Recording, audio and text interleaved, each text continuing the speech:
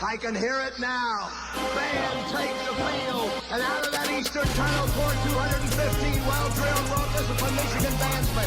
They pour over the eastern sideline, they pour in the big block in, and they play the greatest college fight song ever.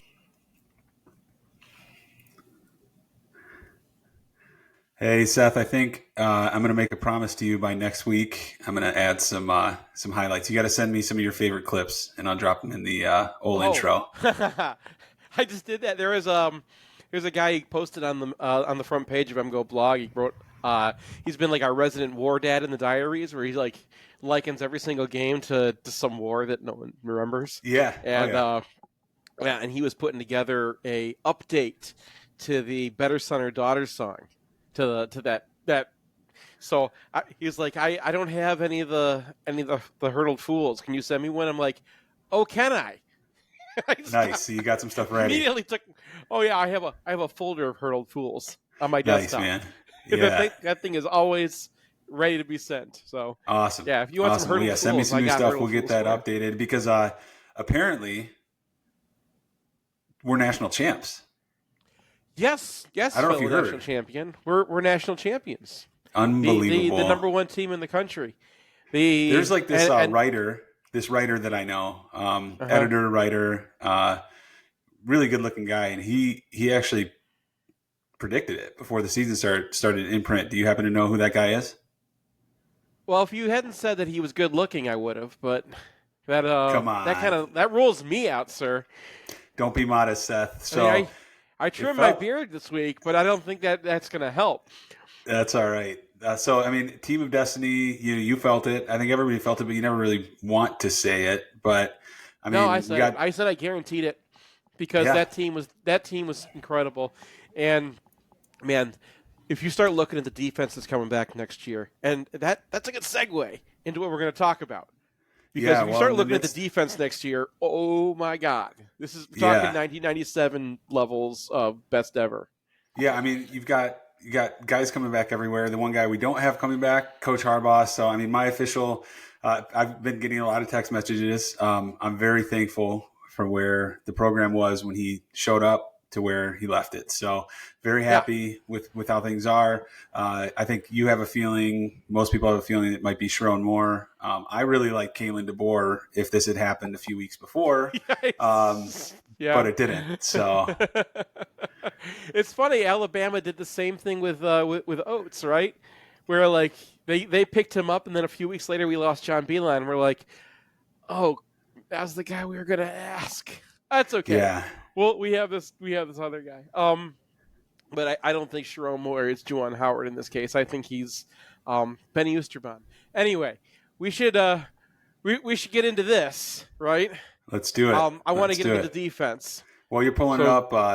Rates are hovering in the high sixes. Not as bad as they were. Lots of people coming out to buy houses. People who have kind of been on the sidelines waiting for the right time. A lot of people selling that starter home, moving to another one. So hit me up at realtorandlender.com. This episode is brought to you by that and realtorandlender.com. Always happy to help, especially anybody that I can spend half the time on the phone talking about the fact that we're national champs. So let's take a look at some of the highlights from the game, Seth. All right. So what I wanted to talk about this time, I know we're probably going to lose Jesse Minter because he's a really good defensive coordinator, and this is his. Harbaugh is going to want to take him unless Mike McDonald gets the Falcons job or something, and then he's going to want to take him. Like he's in high demand, and I'm pretty sure he wants to go. So I don't think Michigan's going to be able to keep Jesse Minter. They're probably going to go after a guy like Jesse Minter. There is a third Skywalker Brian's talking about, or right now as we speak. That's what was holding me up on logging us in, by the way. We were talking about there's another guy on the Ravens who was part of that staff who was like Mike McDonald's like second in command when he was there. So there might be another Ravens guy we can go to. Anyway, I love how Jesse Minter marries where they bring pressure and where they look like they're bringing pressure to the way that he plays in the secondary. Both sides work in concert. So what he's doing, he's messing with the quarterback. He does this, he's like, look at me, look at me, look at me. Gets the quarterback looking where he wants. And he hides the open spot as everybody kind of gets into their position. So he hides the coverages. He makes you think you're getting one blitz. He makes you look and see what blitz you're getting. And it's very easy to lose track of everybody. And I wanted to kind of walk you through it because we got the sky cam of this game. So I can kind of put you in Michael Penix's head. And Penix is a great college quarterback. He's seen it all, right? He's a 6-year guy. He played in the Big Ten, so he played against Michigan. He even got to see some teams that run similar concepts to this when he was in the Pac-10 this year, or Pac, whatever they were. The concepts that Michigan was running were just too much. Yeah.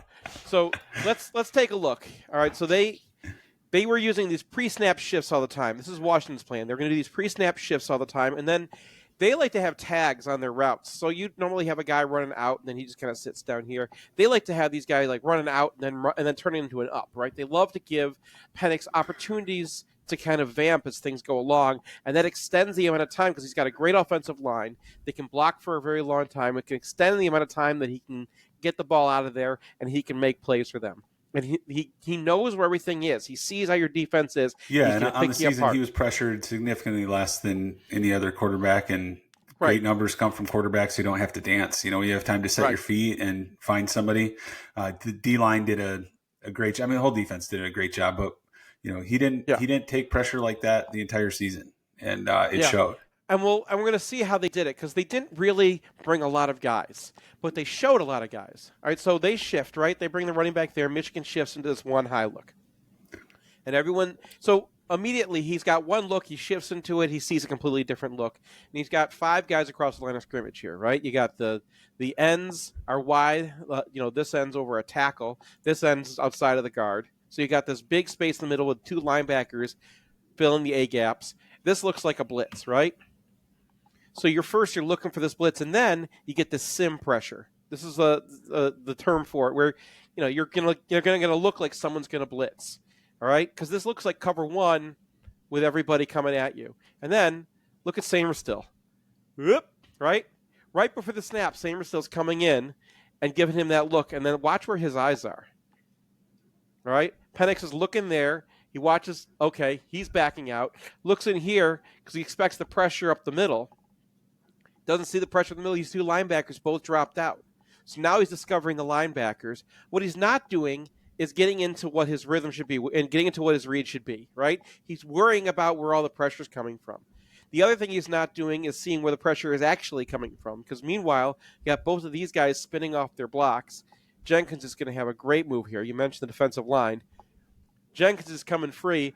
He sees for a second, okay, here's the hole. They had this linebacker dropping all the way from down here, right? We'll go back to the start of this play. Yeah, and you had McGregor pretending like he's, covering the tight end in the slot or the fullback in the slot, and it's just and rushes from there. So great job disguising on this one. Yeah, exactly. Oh, you picked up on it exactly, because he's got, he's standing still. You got Samer still kind of looking like he's going to blitz. You've got him out here looking like he's going to be in coverage, and they drop the ends all the time. So it looks like Michigan's going to drop the ends and bring 4 or 5 man pressure, right? So he's got to watch. He's got all these guys to worry about. He's got to know where the pressure's coming from because he wants these plays to extend, right? He wants the time because this guy's not just going to come back and sit and wait for him right here for an outlet. They're going to want to turn these up.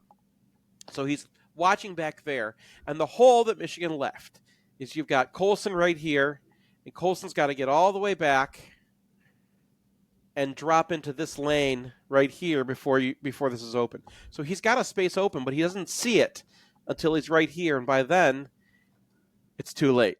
Yeah, you got help over the top, but the pressure's there too.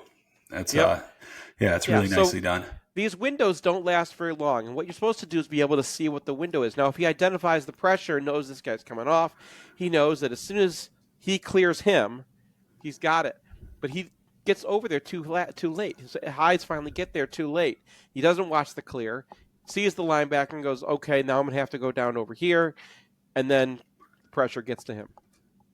I kind of drew this one up too, so you can kind of see how, they're marrying both these concepts. So there's your Samerstill thing, right? It gives him this look. So he thinks the pressure's coming in here, right? This is what he's looking for. He's looking for this pressure down the middle. He's got these linebackers in the A gaps, expecting these guys to drop out and thinks, okay, I'm going to have an opportunity in here because I got a defensive end. I got 2 receivers out here. This safety might have to come over. I got to look over here. He spends the time looking over there. What does he get? The exact opposite, right? You got Samer still dropping into this curl flat area. You got these defensive linemen are coming inside their blocks. This is your hammer. This is your anvil. And he's got these guys dropping out. He doesn't start looking back here until it's too late. So he's got the routes. He's got a space in here he could throw. But by the time he does, he knows this route's going into the steep middle third. Michigan's in easy cover 3. They're rushing 4. One of the guys gets home.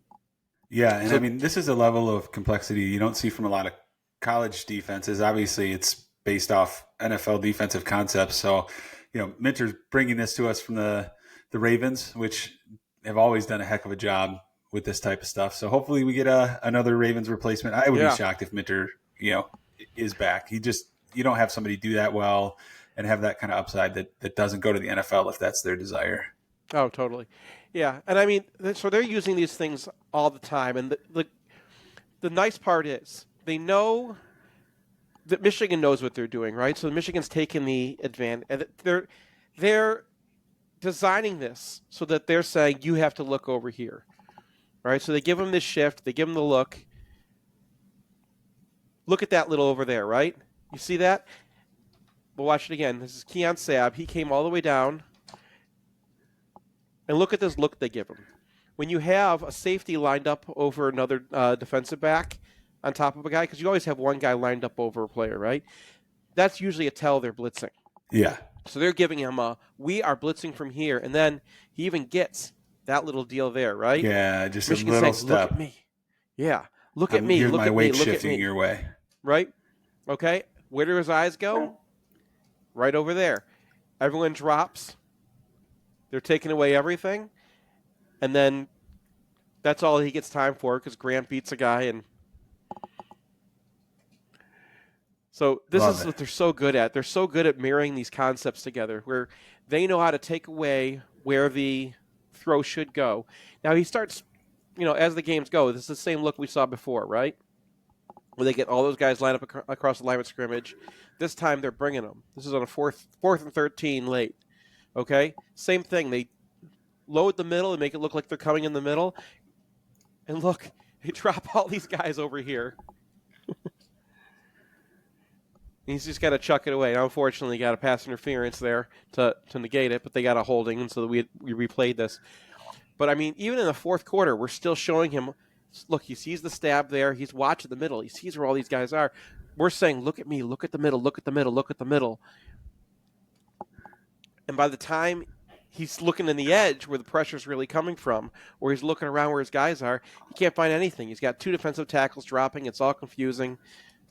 That could have easily been intercepted. Nobody made that offensive line look like that all year. Now, I mean, they were questionable all season as far as, their run blocking goes, but their pass blocking is the reason that they were the highest rated offensive line by PFF in the country. And this defensive line, everybody did a great job, but if you get pressure up front, it makes everything easier in the defense. If you can have 4 guys who are getting after the quarterback, you can have 7 guys back there doing exactly what Mikey did on this last play right here. This is beautiful. Yeah. I want to watch this one again.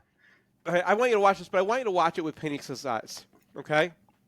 Because I just showed you how Michigan's been using these sim pressures all game, all right? He's looking at the linebackers. I'll watch Penix with my Ikes. All right, so he's trying to figure out where they're coming from, right? He sees these linebackers moving around. They just had a big check. Everyone was crossing their arms, right? They've got 2 guys back here. Right, you got these linebackers just shifting around, moving around. Nobody shifts when this guy goes out. That gives you a zone read. All right? And where's he looking? He's looking right in the middle, and the linebackers are dropping right into it. He thinks this is his guy. This is going to be his route. Got someone sinking right into it, and by the time he thinks he's got a window to throw it, now he's thinking, geez, I can't figure these guys out. I'm just going to lock into one receiver. We've turned one of the best quarterbacks as far as finding all your guys into a single look receiver, into a single look quarterback. He's not looking at anyone else this whole play in the fourth quarter. Now, if he looks somewhere else, he's got a dig on the backside that if he really figured out what was going on earlier in the look, he would have known that if they're coming with pressure back here, right? Sorry, there's his motion. We got zone coverage. They're bringing pressure on the backside here. That means there should be space to throw back here. That's what his thought process should be. Yeah. But he's watching these linebackers so much because he's trying to figure out where the pressure's coming from and what Michigan's doing. He never comes off that one read and throws a national championship interception right there. So fun.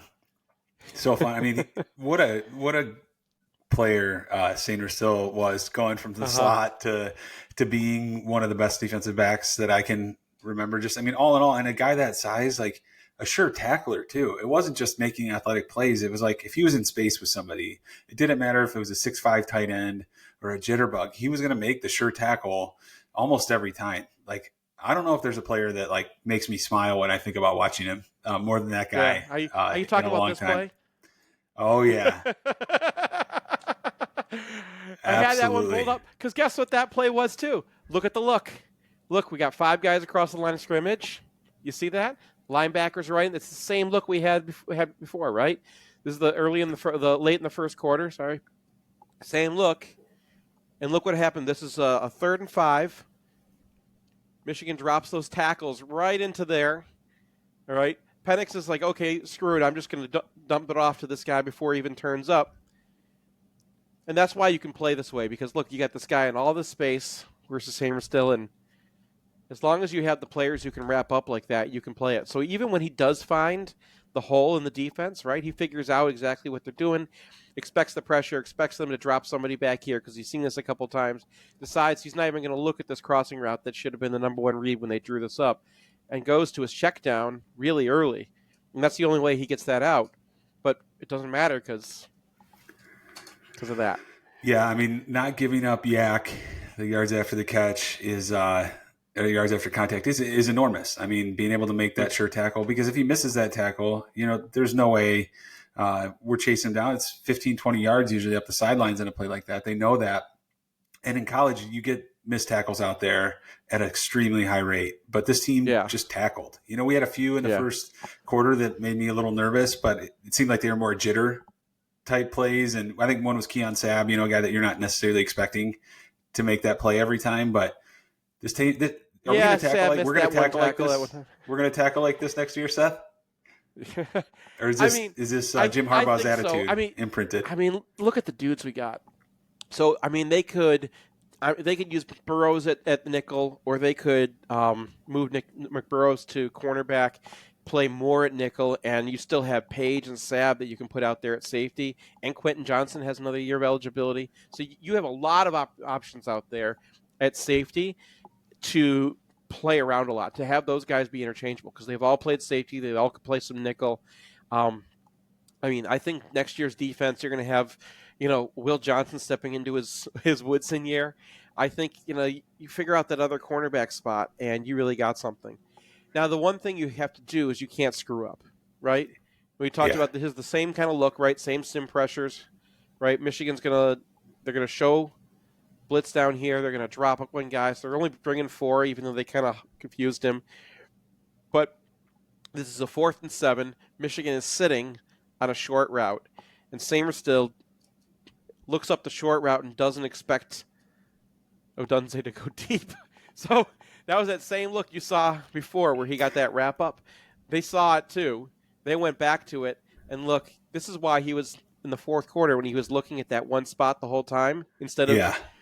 Now, this is the downside. You make him into a one-read quarterback. He was still a really good one-read quarterback, right? The guy's still going to make throws. And the only problem he had is that Michigan's defensive line, and this is where it comes back to the talent. Look, we get pressure on him. He can't really step into his throw because he's got pressure coming too quickly, and just sails it too long. Yeah, I mean, I remember watching that play live thinking, oh, okay, well, you can put that one on the board. it seemed like one of those. Okay, he's gone, and limited the big plays. I think a lot of people were predicting scores, outputs higher, but I think a lot of people underestimated this defense the entire season. Yeah. Part of it is we didn't play, that many great opponents, but every good opponent we played, we held them to their lowest point outputs of the season, basically. So, I mean, pretty impressive, man. Yeah. I'm excited. I mean, they play these cover three. They played cover three zones all season, and they were showing cover three all season. And now you see them getting into cover three from all sorts of different looks. So they knew, and they were using those games to rep their base coverages so everyone would know where to be so they wouldn't have these mistakes. And then once they got into the big part of the season, I mean, the way that they function, the reason their defense functions is it's going to assume that the quarterback is good already. And this is how NFL defenses function. They assume that the passing game is advanced, that the quarterback is going to find his reads, that you have to give him a lot of looks if you're going to confuse him. But he's going to get you sometimes. So they're surrendering. They're not playing. Like Don Brown was like, look, I'm going to get in your face. I'm going to bring 5 guys, and you're going to have to throw it into single coverage. Go ahead and beat my guys, right? And Ohio State said, okay, we can beat your guys. Yeah. And this was the next development in that metagame. And now you see like the full version of it against a spectacular college passing offense that was functioning at the same level as, not the same level, but getting into the levels of a pro passing offense. And they're able to combat it by using the same concepts they use in the pros. They assume your quarterback is good, that he's going to make the throws, that if you give him a window, he's going to hit it. If you give him a read, he's going to find it. What you have to do is keep his reads away from him. You have to say, look at me over here, and I'm going to throw you with this over here, and you got to worry about the pressure over here. And this guy could be coming from here, but it might be that guy, it might be that guy, and this guy might be over here. You don't know where my coverage is moving. And if you have the players who can do it, because remember that one play where Colson's got to drop way deep. Well, if you don't have a guy who can move like Colson, it's really hard to have somebody threaten an A-gap at the snap. Take a step towards the A-gap at the snap, and then get back in time to cover that seam, especially if the quarterback's seeing it. So you're still talking about micro inches here. We're like, okay, we can have the quarterback's attention for so long before he's going to look back and find it. And he found it just a little bit too late, and Jenkins got the pass rush, got pressure just in time. Like, those things all matter. But when you have a defensive line that can win their blocks like Michigan can, it takes away the amount of time that they have to look. When you have the amount of confusion that Michigan can create, you get a certain amount of time because the quarterback is not going to be able to find his guy. And if he does, if they figure it out, they see what your coverage is and they know what they're doing and he's looking at his one guy, you've turned the quarterback into a one-read quarterback, and you've taken away the superpower that NFL passing offenses have in the first place. Absolutely. And, a guy like Ben Herbert, hopefully he's back. You looked at the defensive line this year. Not only did they rotate, but they were conditioned well. We didn't have many injuries. We didn't have guys sucking air the way you see defensive linemen. When you can rotate the big guys through and keep them fresh, that allows you to generate that pressure that a lot of teams wear down. We didn't see our team wear down in the third and fourth quarter against good offenses. And that's a concern for next year because they're not going to have Cam Good. They're not going to be able. They'll get Benny. So they'll have Benny, Grant, and Graham are really the proven guys. If they can get Trey Pierce to take that next step, like Grant did this year, then then I think they're okay at tackle. At edge, Josiah Stewart he's having an incredible game. I'm only halfway through the charting in this game, but he's been incredible the end of the season. He's going to be one of the best pass rushers in the country next year. And Derek Moore as well. So I think those guys are going to take a significant step up from what we saw this year. But, Harrell was great and McGregor was great. And part of the reason they could play the way they could play was because they were rotating in and getting those edges up to the level where they can play a little bit of linebacker and everything too. We're going to have to find some guys. We have some guys. They're coming up in the system. They were probably behind, like TJ Guy might be a guy, right? Yeah. Like there's guys, there are people in this system. Hopefully they get a defensive coordinator who can keep this thing going because we are seeing what is the best defense in college football right now. And when you ask, how did Michigan win a national championship this year? Really, it was their defense was a pro passing defense. And yeah, absolutely. That beat the way that teams have been winning national championships the last 8 years. Absolutely. I don't think people are going to get tired of us breaking down this game or any other game from the season. So we'll definitely talk about the offense. We can talk about more defensive wrinkles. We can talk about whatever, but I think we should definitely keep talking about this season as long as people are interested, because I love hearing your takes on it. So let's get back next week with some other fun stuff, and I want to celebrate once a week for as long as we can.